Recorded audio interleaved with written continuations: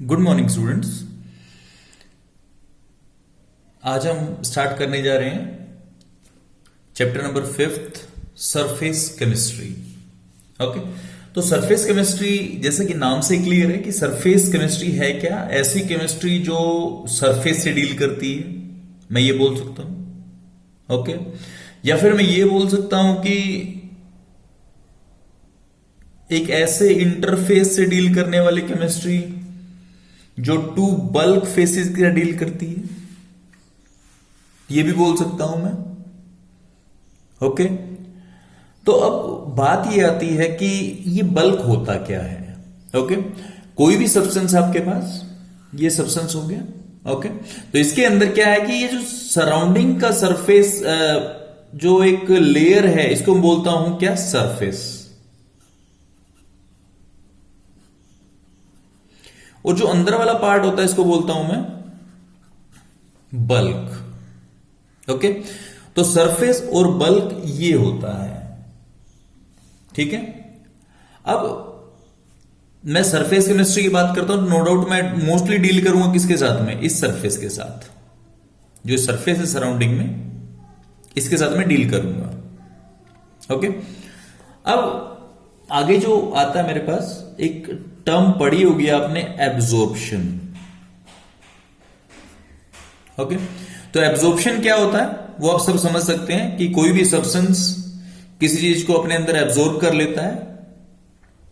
इसी से similar term एक हमारे पास आने वाली है, वो क्या आने वाली है? एड्सॉर्प्शन। ओके, इसको समझने के लिए मैं क्या करता हूं, मैं लेता हूं फोम, जबकि सोफे वगैरह में यूज होता है फोम, जिसमें बहुत सारे मीन स्पंज होता है एक तरह से।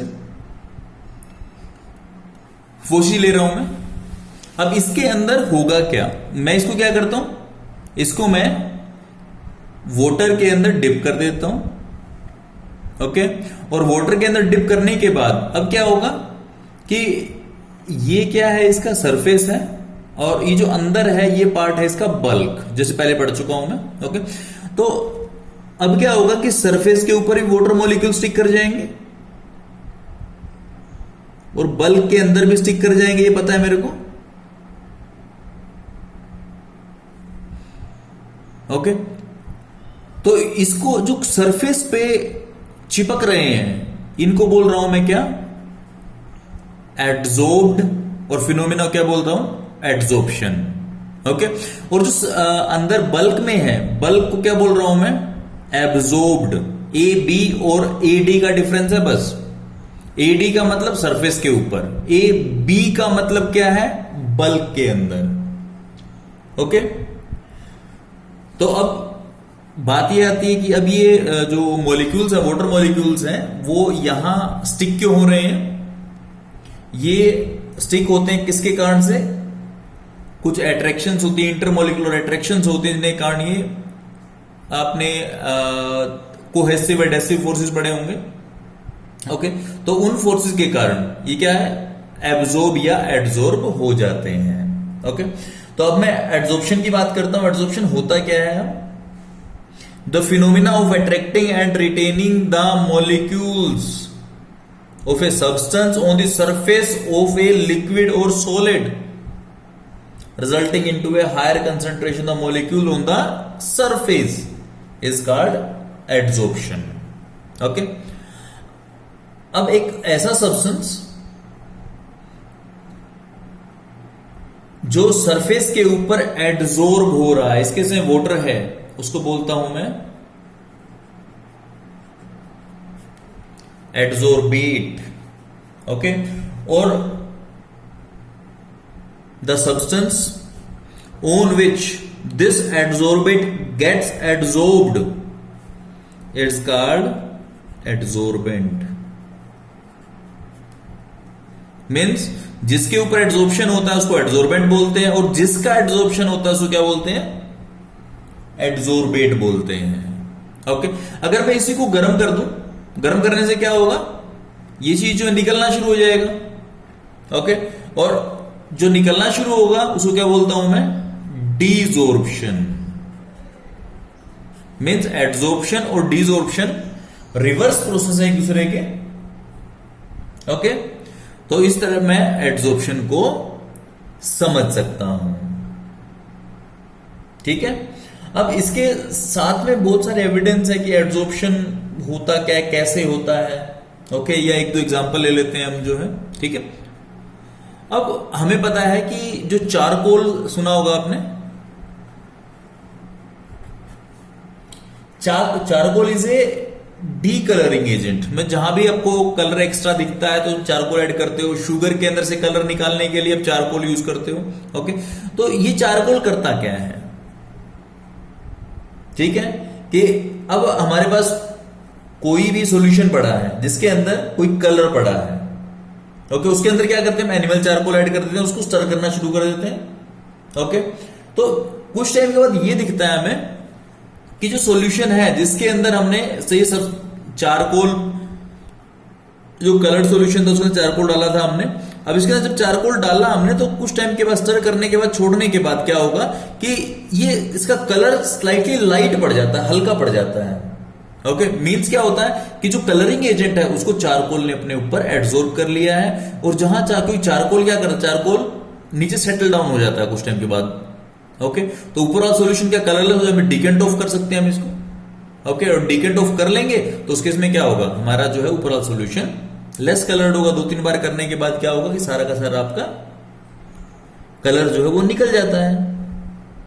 ठीक है, इसके बाद इसी तरह से हम बात करते हैं कि जो मास्क होते हैं, जो लेबर या जो पर्सन्स कंसर्न होते हैं माइन से, तो वहां बहुत बार पॉइजनस गैसेस के कारण दिक्कत आ जाती है।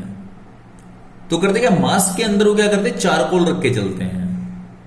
और चारकोल रख के चलेंगे तो क्या होगा, जो जितनी भी एयर होगी वो कहां से, जो मास्क के अंदर चारकोल रख रखा है उसके ऊपर से पास होगी वो, और पास होगी तो क्या होगा, मान लो ये हमारा नोज है,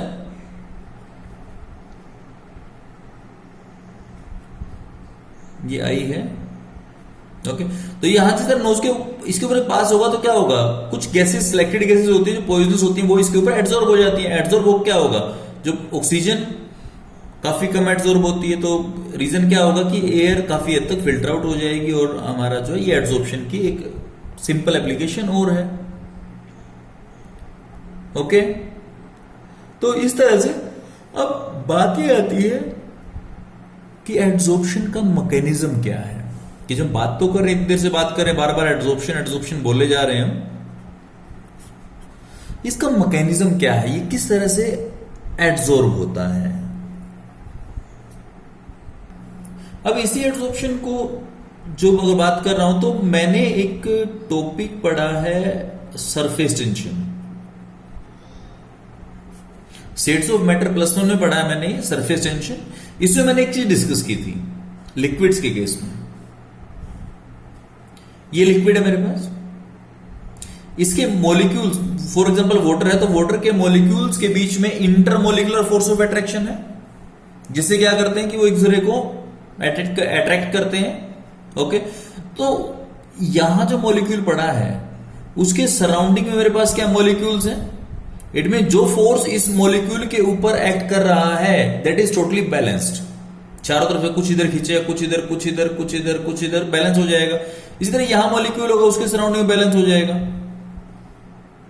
ठीक है, लेकिन ऐसे मॉलिक्यूल जो सरफेस के ऊपर हैं, सरफेस के ऊपर मॉलिक्यूल के सराउंडिंग में इधर तो लिक्विड मॉलिक्यूल्स होंगे, बट अगर ऊपर की तरफ बात करूं तो वहां तो नहीं होंगे।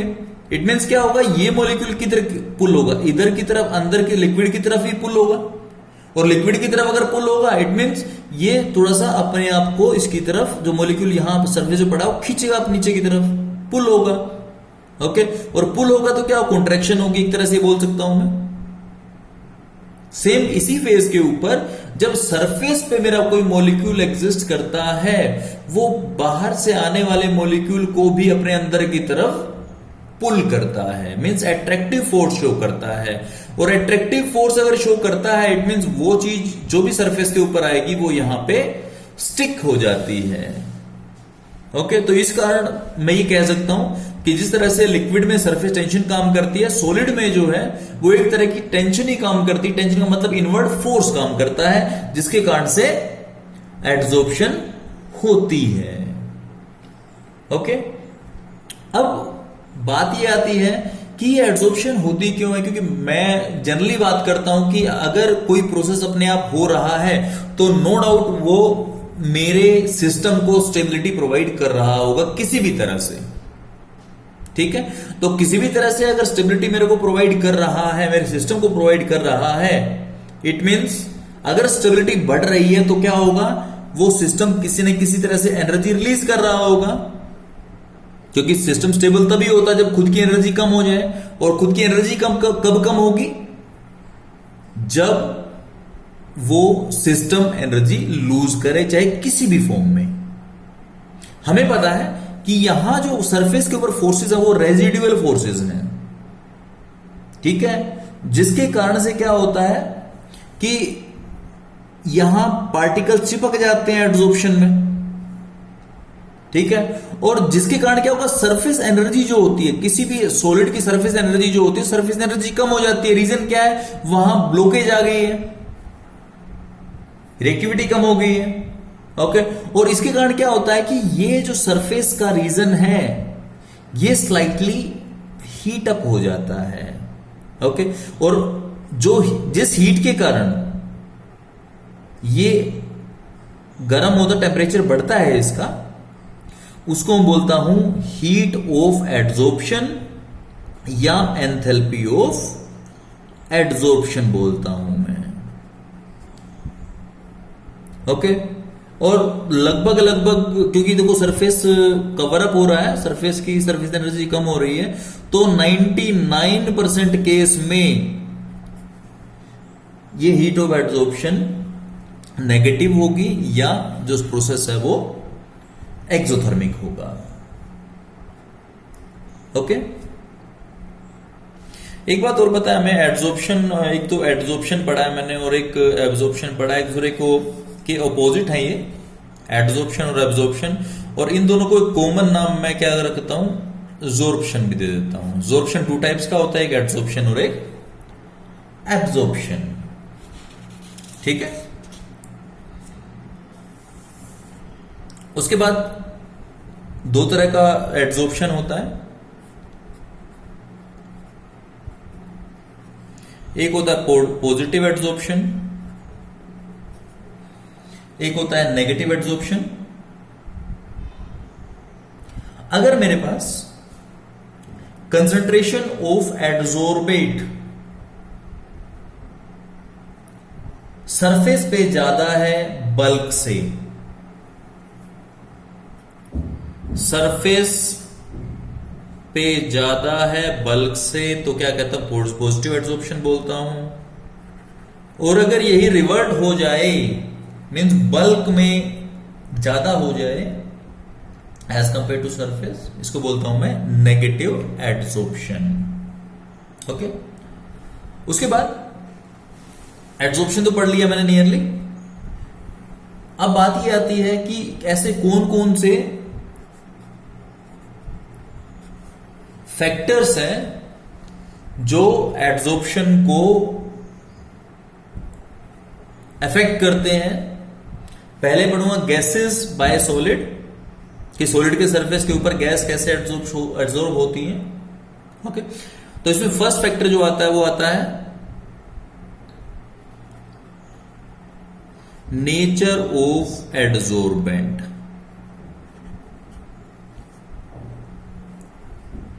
नेचर ऑफ एड्सॉर्बेंट की बात करते हैं तो एड्सॉर्बेंट के सरफेस के ऊपर किस किस टाइप के इंटरमॉलिक्यूलर फोर्सेस हैं, वो किन पार्टिकल्स को अपनी तरफ अट्रैक्ट कर सकता है। ओके, क्योंकि कुछ स्पेसिफिक को अट्रैक्ट कर पाएगा जिसपे फंक्शनल ग्रुप उसके कोरस्पॉन्डिंग होंगे, या अट्रैक्शन डेवलप हो पाएगी। ओके, या पॉजिटिव नेगेटिव इंटरेक्शन डेवलप हो पाएगी, और कुछ को नहीं कर पाएगा। वो डिपेंड करता है, अगर कॉम्प्लीमेंट्री है तो नो डाउट जो क्या होगा वो अट्रैक्ट कर लेगा, कॉम्प्लीमेंट्री नहीं है तो वो एड्सॉर्ब नहीं करेगा। सेकंड आता है हमारे पास सरफेस एरिया ऑफ एड्सॉर्बेंट। जितना सरफेस एरिया ज्यादा होगा उतनी एड्सॉर्प्शन ज्यादा होने वाली है, हमें यह भी पता है। मींस अगर पाउडर्ड कोई चीज है, पाउडर्ड का मतलब क्या, सरफेस एरिया ज्यादा, उसमें एड्सॉर्प्शन ज्यादा होगी एज कंपेयर टू लार्ज और बल्क ऑब्जेक्ट बोलते हैं उसको हम। ओके, थर्ड आता है nature of gas being adsorbed, कि ऐसी कौन सी गैस है जिसको हम एड्सॉर्ब करना चाहते हैं। ओके, तो डिफरेंट गैसेस जो होती हैं वो डिफरेंट एक्सटेंट तक एड्सॉर्ब होती हैं at the same temperature. Okay, और उसके लिए एक स्टैंडर्ड टेबल बनी हुई है। जैसे अगर मान लो हम बात करते हैं एनटीपी के ऊपर 1 ग्राम चारकोल कितनी गैस एड्सॉर्ब करेगा। अगर हाइड्रोजन की बात करते हैं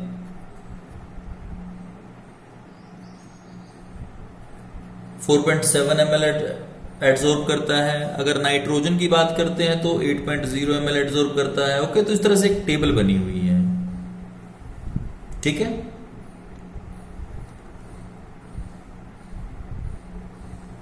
उसके बाद जो लास्ट इसी कैटेगरी में आता है, और लास्ट तो नहीं कहूंगा मैं इसको, क्योंकि इसके बाद और भी होंगे मेरे पास, टेम्परेचर। टेम्परेचर के चेंज के साथ, टेम्परेचर बढ़ाने के साथ में मेरी गैस की सॉलिड पे एड्सॉर्प्शन में क्या डिफरेंस आता है। ओके, तो उसके लिए मैं ये बोल सकता हूं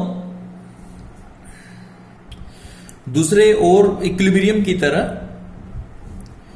ये एक ट्रू इक्विलिब्रियम है मेरे पास, जिसके अंदर गैस एड्सॉर्ब होती है सॉलिड के ऊपर। मैं ये बोल सकता हूं गैस का कंडेंसेशन हो जाता है, एक तरह से मैं ये बोल सकता हूं। ओके, और कंडेंसेशन हो जाता है, इट मींस गैस सॉलिड के ऊपर एड्सॉर्ब हो गई है। इट मींस गैस क्या आपके पास एड्सॉर्बेट है,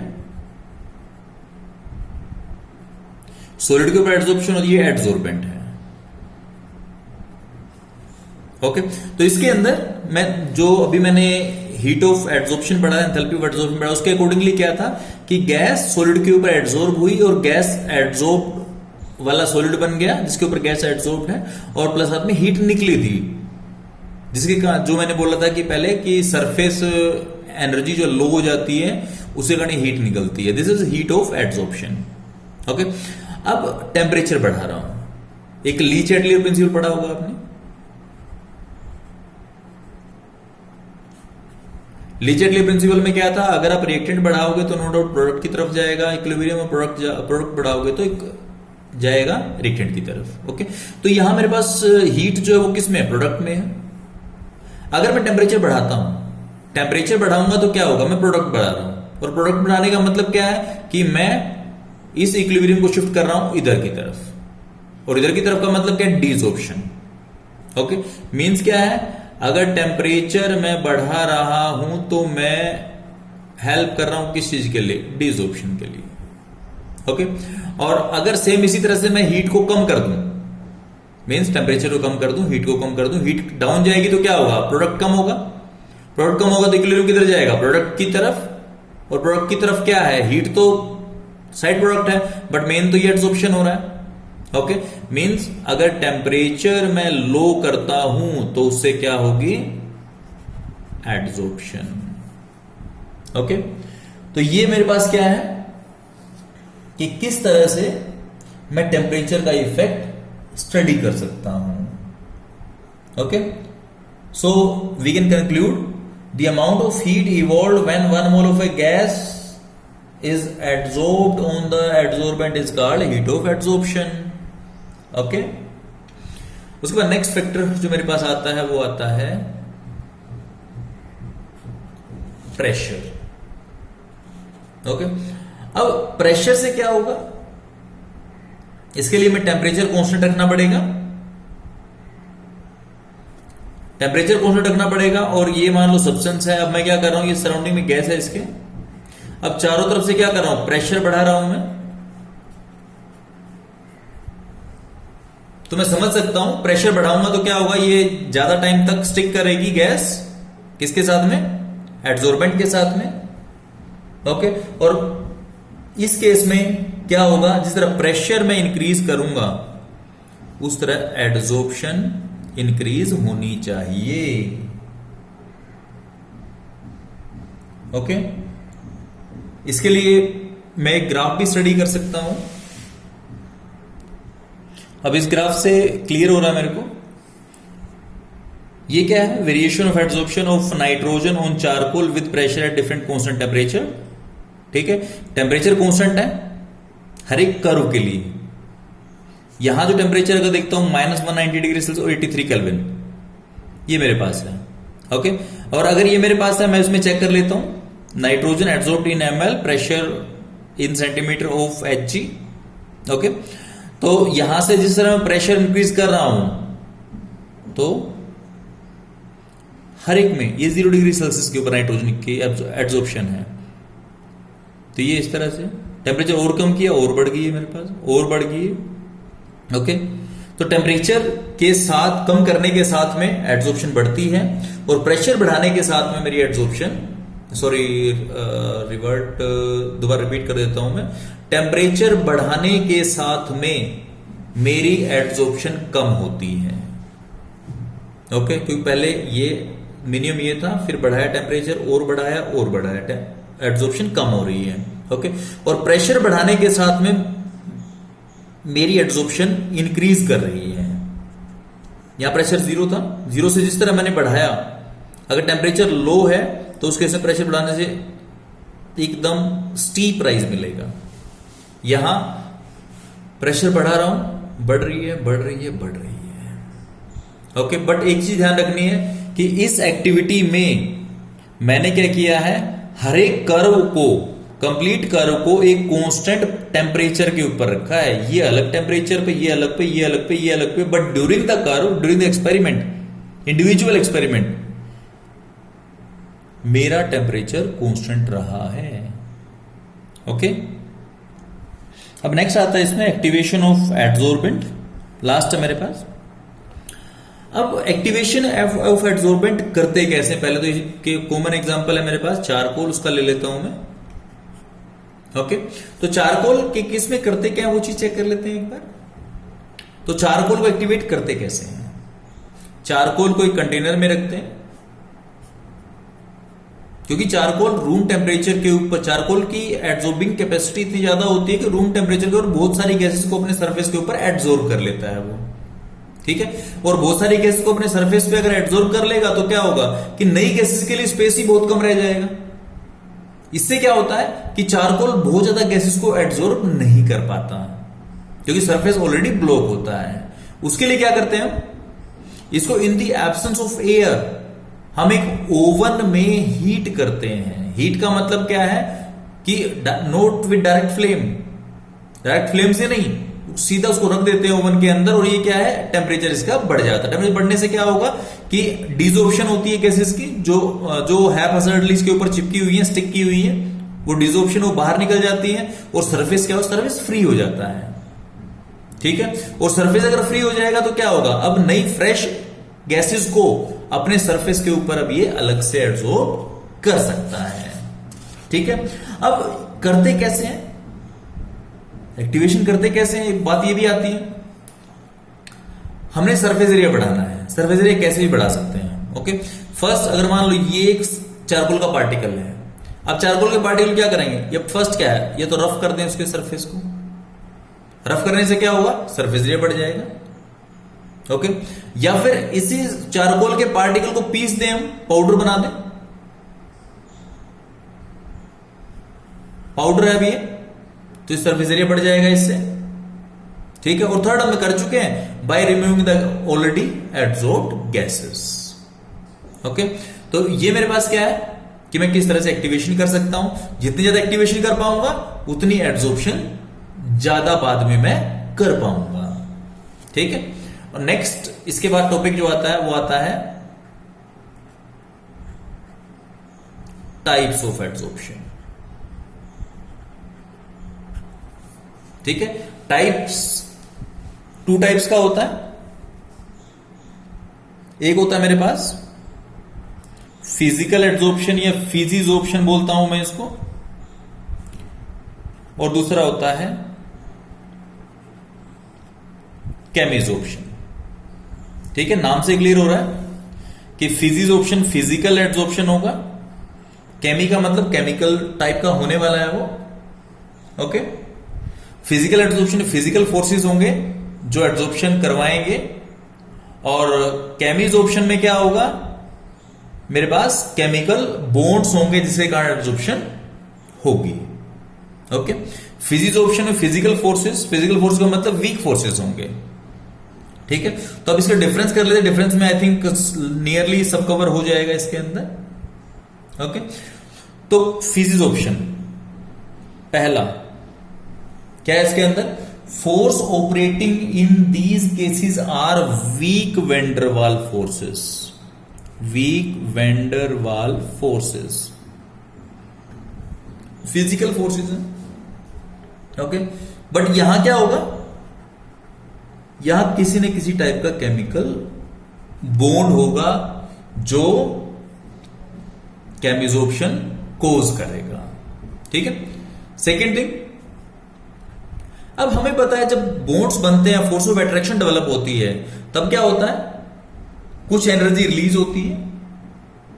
okay, depending upon the enthalpy of formation of that bond. ये वीक फोर्सेस हैं, तो इनमें 20 to 40 किलो जूल पर मोल तक एनर्जी रिलीज होती है, मींस इसकी बॉन्ड एनर्जी एंथैल्पी इतनी है।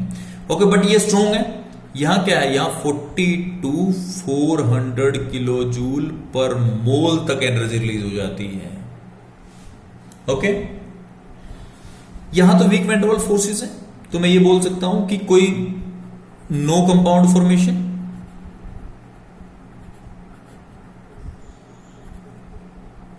बट यहां क्या है, यहां कंपाउंड फॉर्मेशन होती है।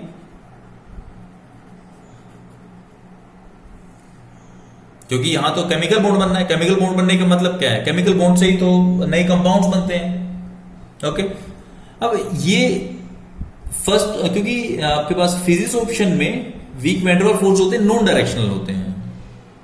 ठीक है, और नॉन डायरेक्शनल है मींस किसी भी डायरेक्शन में चल सकते हैं। बॉन्ड एंथैल्पी भी का, ये जो बॉन्ड एंथैल्पी तो नहीं कहूंगा मैं बोलूंगा इंटरेक्शन एंथैल्पी बोल सकता हूं मैं इसको। तो इंटरेक्शन एंथैल्पी काफी कम है, तो इसको हम इजीली ब्रेक हो सकते हैं और इजीली बन सकते हैं, तो ये रिवर्सिबल होगा। यहां बॉन्ड एंथैल्पी कह सकता हूं मैं तो काफी ज्यादा है, केमिकल बॉन्ड बन रहे हैं। ठीक है, तो केवल और केवल जब एप्रोप्रिएट कंडीशंस आएंगी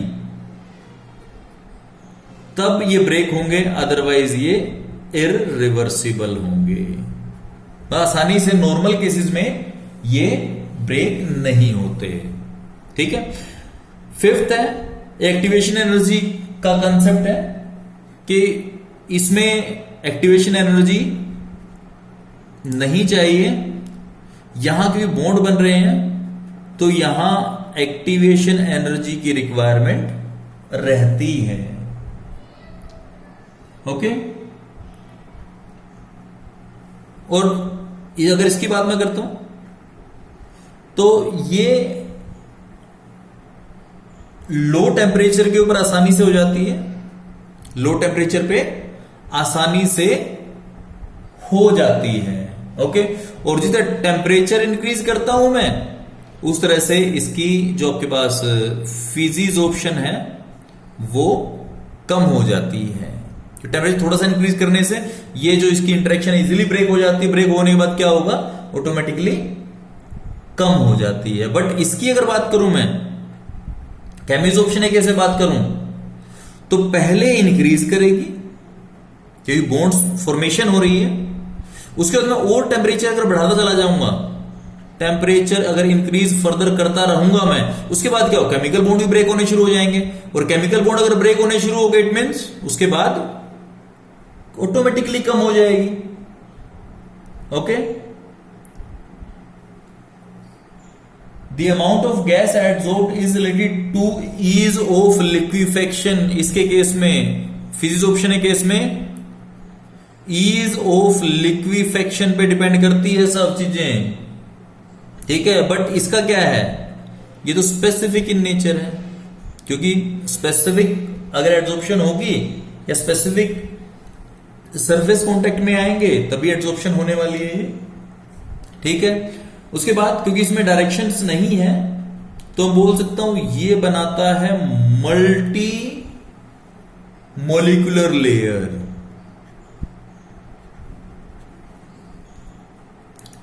लेयर बनती है यहां पे, ये क्या है, ये यूनिमोलिकुलर लेयर्स बनाता है केमिकल में, क्योंकि एक ही साइड से बॉन्ड बन पाते हैं।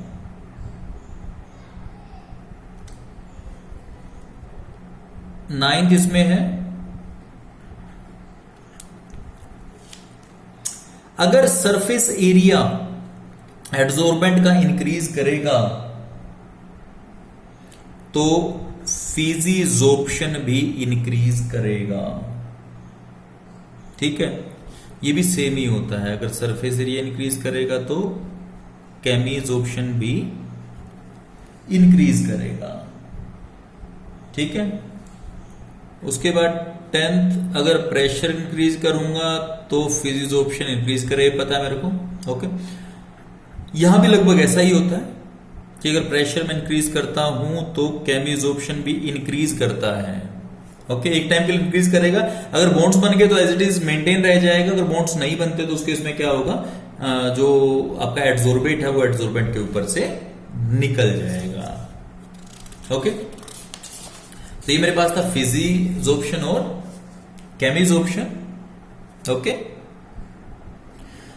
अब हम जो बात करने वाले हैं वो बात करने वाले हैं फ्रूंडलिच एड्सॉर्प्शन आइसोथर्म्स के बारे में। आइसोथर्म पता है आपको, फ्रूंडलिच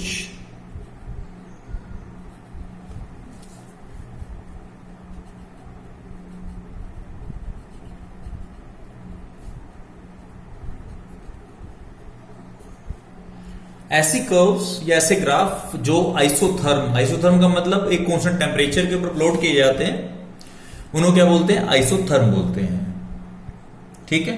अब बात ये आती है कि किसी गिवन सरफेस के ऊपर, क्योंकि आइसोथर्म हो गया, टेम्परेचर तो कांस्टेंट हो गया, तो इसमें वेरिएबल क्या रहेगा, मोस्ट प्रोबेबली वेरिएबल रहेगा आपका प्रेशर, ओके। तो अगर मैं बात करूं एक्सटेंट ऑफ एब्जॉर्प्शन किसी गिवन सरफेस के ऊपर, तो अगर प्रेशर इंक्रीज करता हूं, मैं पहले पढ़ चुके, प्रेशर इंक्रीज करूंगा तो एड्सॉर्प्शन जो है वो इंक्रीज होना चाहिए, ओके। और इसमें टेम्परेचर कांस्टेंट रखना पड़ेगा क्योंकि आइसोथर्म की बात कर रहा हूं मैं, ठीक है। और अगर एक कोई मैंने प्लॉट करना भी है, ग्राफ प्लॉट करना है, तो उस केस में उस पूरे प्लॉट के लिए मेरे को टेम्परेचर कांस्टेंट रखना पड़ेगा। नया प्लॉट करूंगा तो मैं टेम्परेचर चेंज करके कर सकता हूं, पर उसमें भी टेम्परेचर एक बार ही चेंज करूंगा, but during that graph plotting the temperature remains again constant, okay. अगर किसी लो टेम्परेचर के ऊपर फिजिकल एड्सॉर्प्शन की बात करता हूं तो सिर्फ प्रेशर राइज करेगा तो एड्सॉर्प्शन एकदम राइज करेगी। जब टेम्परेचर हाई होगा तो ऑटोमेटिकली वो कम होगी, मेरे को पता है, पहले पढ़ चुका हूं मैं, डिफरेंस जब किया था मैंने, ओके। अब मैं क्या चाहता हूं, मैं चाहता हूं कि प्रेशर का इफेक्ट, जो प्रेशर है मेरे पास, इसका मैं इफेक्ट स्टडी करना चाहता हूं, किसके ऊपर, adsorption of a gas, okay. इसके लिए मैं एक इक्विलिब्रियम प्रोसेस को डिजाइन करता हूं। ये क्लोज कंटेनर है, क्लोज कंटेनर में कोई सब्सटेंस है, सब्सटेंस के ऊपर मैं क्या कर रहा हूं कि यहां एक गैस मैंने फिल कर दी है, ओके। स्टार्टिंग में एड्सॉर्प्शन काफी ज्यादा होगा क्योंकि इसके सरफेस ये एक्टिवेटेड है मेरे पास, जो एड्सॉर्बेंट मेरा एक्टिवेटेड है, तो स्टार्टिंग में गैस जो है वो इसके ऊपर सरफेस के ऊपर जाना शुरू होगी, एड्सॉर्ब होनी शुरू हो जाएगी, तो नो डाउट स्टार्टिंग में जो है वो एड्सॉर्प्शन ज्यादा होगा, और क्योंकि गैस इसके सरफेस के ऊपर है ही नहीं तो डिसॉर्प्शन के चांसेस तो काफी कम रहेंगे, ओके, तो स्टार्टिंग में एड्सॉर्प्शन मैक्सिमम, डिसॉर्प्शन मिनिमम। धीरे धीरे क्या होगा कि जब गैस के ऊपर एड्सॉर्ब होना शुरू होगी तो एट लास्ट एक ऐसा टाइम आएगा जिस टाइम के ऊपर मेरा एड्सॉर्प्शन और डिसॉर्प्शन इक्वल हो जाएगा, और उस स्टेट को कहूंगा मैं इक्विलिब्रियम स्टेट। ओके, और हमें पता है कि इक्विलिब्रियम जब अटेन होता है तो हमेशा क्लोज सिस्टम में इक्विलिब्रियम अटेन होता है, तो मेरे को क्लोज सिस्टम तो करना ही पड़ेगा, मींस मेरे को इसको एक बॉक्स में बंद तो करना ही पड़ेगा। ओके, अब ये इक्विलिब्रियम अटेन हो चुका है मेरे पास, ठीक है। अब उस इक्विलिब्रियम अटेन होने के बाद जितना एड्सॉर्प्शन होगा उतना ही डिसॉर्प्शन होगा, इक्वल रेट होगा, ठीक है। और दूसरी बात, जो गैस कितनी एड्सॉर्ब होनी चाहिए वो डिपेंड करता है इसके सरफेस एरिया के ऊपर, कि एड्सॉर्बेंट का सरफेस एरिया कितना है, ठीक है। अगर पाउडर फॉर्म में लेंगे हम इसको तो सरफेस एरिया ऑटोमेटिकली ज्यादा हो जाएगा। ओके, और जो एक्सटेंट ऑफ एड्सॉर्प्शन है उसको मैं रिप्रेजेंट करता हूं किससे, x by m। x by m का क्या मतलब है, यहां m जो है वो मास ऑफ एड्सॉर्बेंट है, ओके, और x जो है हमारे पास mass of adsorbate when equilibrium is reached. Okay, तो ये क्या है, कितना एड्सॉर्ब हुआ है। Okay, it mean x by m क्या बोल सकता हूं मैं, मास एड्सॉर्ब्ड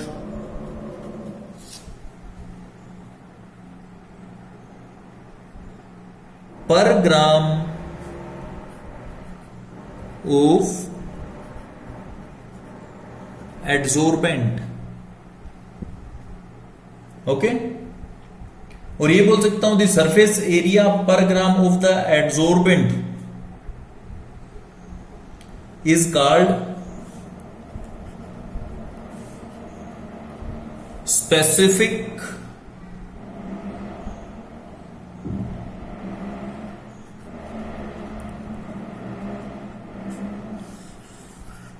सरफेस एरिया बोल सकता हूं इसको मैं, ठीक है। और इसको हम स्क्वायर मीटर पर ग्राम में रिप्रेजेंट करते हैं। ओके, अब मैं क्या करता हूं, जो अमाउंट ऑफ गैस एड्सॉर्ब्ड पर ग्राम ऑफ एड्सॉर्बेंट, जिसको मैं x बाय m बोलता हूं,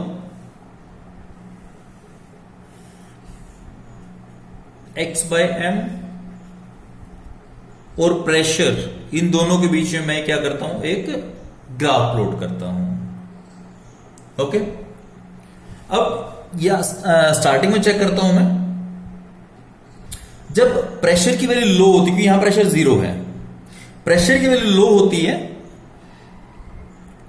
तो स्टार्टिंग में मेरे पास बिल्कुल स्ट्रेट लाइन आती है।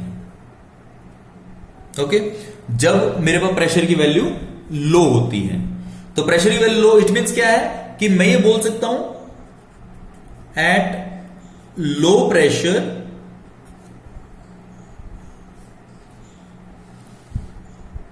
प्रेशर मेरे पास क्या होगा, x by m is directly proportional to p की पावर 1, या p बोल सकता हूं मैं, लो प्रेशर के ऊपर बात कर रहा हूं मैं। ओके, और या फिर इसी को मैं क्या करूं, x by m equal to k p1 कर सकता हूं, कांस्टेंट होगा मेरे पास k, ठीक है। और ये तो होगा लो प्रेशर के ऊपर। अब हाई प्रेशर के लिए अगर बात करूं, हाई प्रेशर क्या होगा, हाई प्रेशर के ऊपर जब सारा का सारा सरफेस कवर हो जाएगा तो मेरे पास क्या मिलेगा,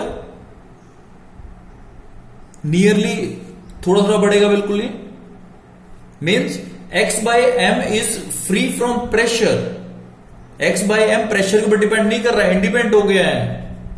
तो एट हाई प्रेशर अगर बात करता हूं मैं, तो x by m is directly proportional to P की पावर 0, या बोल सकता हूं x by M equal to K P की पावर 0। ओके, अगर हाई प्रेशर पे पी की पावर 0 है और लो पे क्या है पी की power 1, it mean moderate pressure के ऊपर क्या होगा 0 to 1 के बीच में होगा कहीं ना कहीं। At moderate pressure x by M equal to K P की पावर 0 to 1। 0 to 1 का मतलब कोई फ्रैक्शन ही होगी, और फ्रैक्शन होगी इसका मतलब x by M equal to K P 1 by N कर दूं भाई इसको, ठीक है। यहां n कोई पॉजिटिव इंटीजर हो सकता है, k कांस्टेंट हो depending upon the nature of adsorbate. Okay, और जो फैक्टर 1 बाय एन है ये 0 to 1 के बीच में लाई करता है। ओके, और इसको 1909 में फ्रूंडलिच ने रिलेशनशिप को डेवलप किया था, तो इसको फ्रूंडलिच एडजॉर्प्शन आइसोथर्म बोलते हैं। ओके, इसी की वैलिडिटी चेक करने के लिए कि भाई ये चीज जो मैंने अभी डेवलप की है ये एक्यूरेट है या नहीं है, सही है या नहीं है, तो इसके प्रूफ को चेक करने के लिए हम क्या करते हैं, दोनों तरफ लॉगरिथम अप्लाई करते हैं। log x by M equal to logarithm of k plus ये p की पावर 1 बाय n है, तो 1 बाय n log p हो जाएगा मेरे पास। ओके, और अगर मैं बात करता हूं this is y equal to m x plus c, ठीक है, स्ट्रेट लाइन की वो मिल जाती है मेरे को। अब x क्या है log p है, और y क्या है log x बाय m। तो मैं क्या करता हूं इन दोनों के वेरिएबल्स के बीच में क्या करता हूं, ग्राफ प्लॉट कर लेता हूं एक।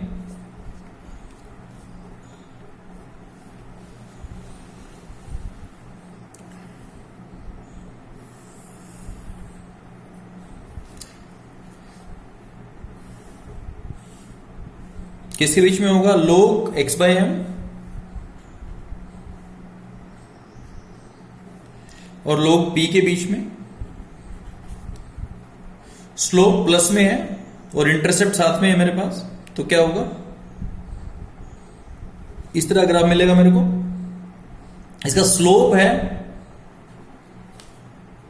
स्लोप मेरे पास है 1 बाय n। ओके, और जो इंटरसेप्ट है यहां से यहां तक, जो c इंटरसेप्ट होता है मेरे पास, this is logarithm of k। Okay, तो यहां से मैं k की वैल्यू भी निकाल सकता हूं, इंटरसेप्ट पता लग जाएगा, स्लोप भी पता लग जाएगा मेरे को, n की वैल्यू भी निकाल सकता हूं मैं। ओके, तो ये इस तरह से मैं चेक कर सकता हूं इस इक्वेशन की वैलिडिटी को। ओके, ये था इसका बेनिफिट कि क्या क्या कर सकते हैं। अब लिमिटेशंस भी हैं इसकी। अब जब एक्सपेरिमेंटल वैल्यूज को जब हम प्लॉट करते हैं वो लिनियरिटी से कुछ डेविएट करते हैं, मीन्स थोड़ा सा मतलब लिनियर कर्व नहीं आता मेरे पास ऐसे थोड़ा टेढ़ा मेढ़ा आता है, और स्पेशली हाई प्रेशर के ऊपर तो ये दिक्कतें काफी ज्यादा आती हैं। ठीक है, अभी बात आती है कि जो एड्सॉर्प्शन है वो सॉल्यूशंस में कहां हमारे काम आता है। ओके, फर्स्ट तो आपके पास एसिटिक एसिड अगर मान लो सॉल्यूशन में पड़ा है किसी मेरे पास, मैं क्या करूंगा उसको चारकोल के साथ ऐड करके मैं शेक कर दूंगा। शेक करने से क्या होगा, एसिटिक एसिड कुछ एड्सॉर्ब हो जाएगा चारकोल के ऊपर, और चारकोल के ऊपर एड्सॉर्ब हो जाएगा, इट मींस कंसंट्रेशन सॉल्यूशन में कम हो जाएगी। सेम इसी तरह से मैं लिटमस के साथ भी कर सकता हूं, लिटमस प्लस चारकोल। एक चीज ध्यान रखना, चारकोल जो है, charcoal is a very good adsorbent, हमेशा ये चीज ध्यान रखनी है। ओके, ये था मेरे पास पहले तो गैस वाली बात थी। अब बात मैं करता हूं ऐसे कौन से फैक्टर हैं जो सॉल्यूशन के अंदर एड्सॉर्प्शन को अफेक्ट करते हैं, सॉल्यूशन फेज के अंदर। ओके, तो वो है नेचर ऑफ एडसोर्बेंट एंड एडसोर्बेंट। भाई उनका नेचर क्या है? अगर नेचर सिमिलर होगा, कॉम्प्लीमेंट्री होगा तो एडसोर्ब हो जाएंगे, नहीं होगा तो नहीं होगा। ओके, सेकेंड है मेरे पास टेम्परेचर। टेम्परेचर बढ़ने के साथ में क्या होगा? एडसॉर्प्शन डिक्रीज करेगी। सरफेस एरिया, सेम उसी तरह का रिलेशन है जो पहले पढ़ा है हमने कि सरफेस एरिया अगर ज्यादा होगा तो एडसॉर्प्शन ज्यादा होगी। और फोर्थ आता मेरे पास concentration of solute in solution. भाई कंसंट्रेशन है कितनी? ओके, तो जो पहले मैंने डेवलप किया था उसमें क्या था? x by M is equal to K P 1/n। ये किसके लिए था? गैस के लिए था। और अगर सॉल्यूशन के लिए बात करूंगा तो सेम उसी तरह का रिलेशन क्या डेवलप हो? के प्रेशर की जगह c हो जाएगा 1/n। ओके, तो उसी तरह का एक रिलेशन मैं यहां डेवलप कर सकता हूं। किसके लिए? सॉल्यूशंस के लिए। ठीक है, और सॉल्यूशन के लिए ये रिलेशन डेवलप हुआ। वैलिडिटी चेक करने के लिए उसी तरह से दोनों तरफ लॉगरिथम अप्लाई करूंगा। log x by M equal to logarithm of k plus 1/n logarithm of c, y equal to M x plus C. Okay, x और y के बीच में ग्राफ प्लॉट करूंगा जो मेरे को स्ट्रेट लाइन मिलेगा। ठीक है, तो ये आपका वेरिफिकेशन कर सकते हो, आप वैलिडिटी चेक कर सकते हो इक्वेशन की। अब मैं बात कर लेता हूं एक्सपेरिमेंटल वेरिफिकेशन के लिए कि सॉल्यूशंस में भी सेट कर सकते हैं और कैसे करते हैं वो थोड़ा सा एक ब्रीफ बता देता हूं मैं आपको। ओके, तो इसके अंदर करते हैं कि हम 4 स्टॉपर्ड बॉटल ले लेते हैं, उनको नेमिंग कर देते हैं ABCD।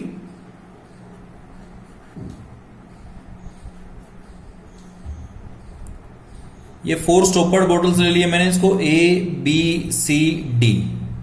हर एक में क्या करूंगा? 2 ग्राम चारकोल डाल दूंगा हर एक के अंदर।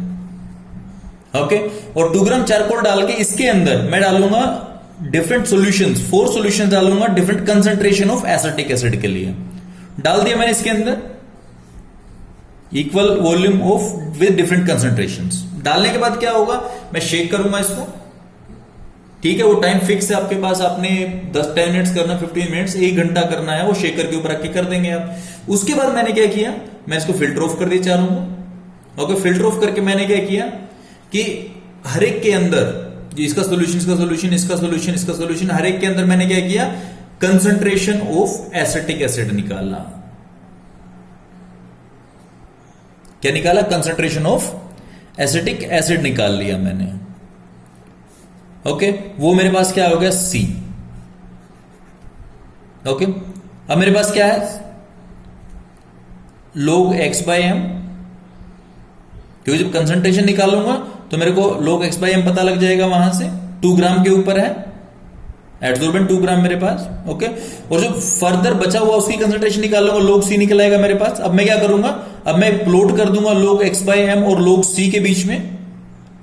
ओके, और एक चीज और ध्यान रखने वाली बात है कि जो यहां सॉल्यूशन के केस में मैं एड्सॉर्प्शन फ्रॉम सॉल्यूशंस को चेक कर रहा हूं, इसकी इक्वेशन हमें बेटर रिजल्ट देती है as compare to our gases on adsorbent, gases on solid, उससे कंपेरेटिवली बेटर रिजल्ट आते हैं हमारे पास यहां। ओके, नेक्स्ट टाइम करेंगे हम एड्सॉर्प्शन, आइसोबार्स, और उसके बाद टॉपिक होगा कैटालिसिस। ओके, तो आज के लिए इतना ही। Thank you and have a nice day.